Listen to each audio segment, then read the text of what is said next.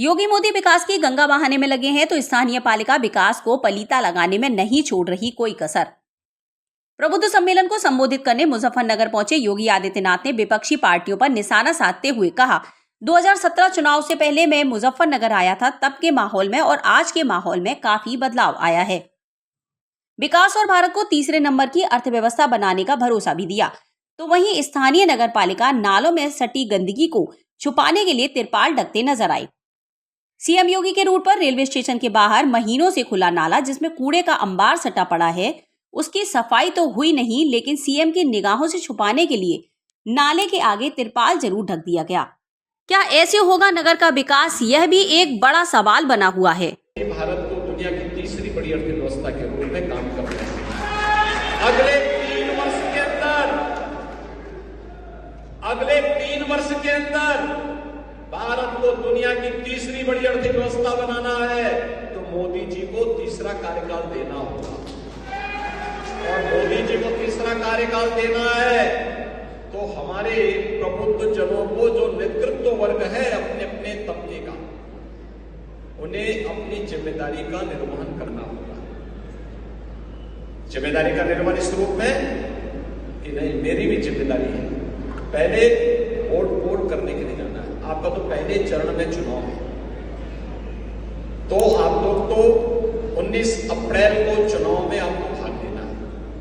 गर्मी हो या बरसात, आंधी हो या तूफान, हमें इसकी परवाह नहीं करना है। अपने लोकतांत्रिक अधिकार का प्रयोग करना है और मोदी जी को फिर से तीसरी बार कार्यकाल देने के लिए, भारत को दुनिया की महाशक्ति बनाने के लिए, भारत को ग्लोबल लीडर के रूप में स्थापित करने के लिए हम भी अपने राष्ट्रीय दायित्वों का निर्वहन करेंगे।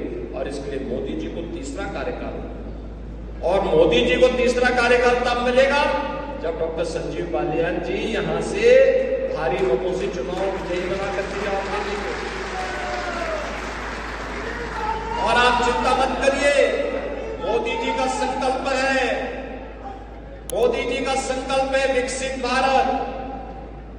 विकसित भारत के लिए उत्तर प्रदेश विकसित होगा, और उत्तर प्रदेश को अगर विकसित करना है तो मुजफ्फरनगर तो विकसित होगा ही होगा। उसकी चिंता नहीं करनी है। विकास और सुरक्षा ये सब हमारी जिम्मेदारी है। आपके जनप्रतिनिधिगण, दो तो मंत्री आपके जिले से हैं, तो ये मंत्री हैं, हमारे विधायकगण हैं, हमारे अन्य पदाधिकारी हैं, सांसद हैं, अन्य महत्वपूर्ण पदों पर बैठे हुए लोग हैं। सभी लोग मिलकर के विकास की प्रक्रिया को आगे जोड़ेंगे। मैं आप सबसे यही आह्वान करने के लिए आज आपके बीच में आया हूं कि फिर से जो देश के अंदर आवाज आ रही है कि फिर एक बार मुजफ्फरनगर की आवाज बोली थोड़ा, फिर एक बार, अब की बार सभी लोग सहमत हैं ना? वो मेरे साथ बोलेंगे, भारत माता की, भारत माता की, भारत माता की, वंदे वंदे। मेरे जनपद में मुझे नहीं लगता कोई ऐसी सड़क बची हो जो आपके कार्यकाल में चौड़ीकरण जिसका ना हुआ। नए नेशनल हाईवे, ग्रामीण सड़कों का चौड़ीकरण, रेलवे के काम, फ्रेट कॉरिडोर, और इन सबसे ऊपर मेरे आज को दौर याद है जब हम 2013-14 में कहते थे कि भाई शांति से जीने दो और बाकाम बाद में देख लेंगे, किसी तरह से शांति व्यवस्था का। एक जमाना था जब मुजफ्फरनगर को क्राइम कैपिटल के रूप में जाना जाता था, और हमारे बुजुर्ग भी यहाँ बैठे हैं, बड़े सभी बुद्धिजीवी लोग यहाँ हैं। आजादी के बाद ऐसी कानून व्यवस्था आज तक मुजफ्फरनगर में नहीं हुई जैसी आपके नेतृत्व में स्थापित हुई है।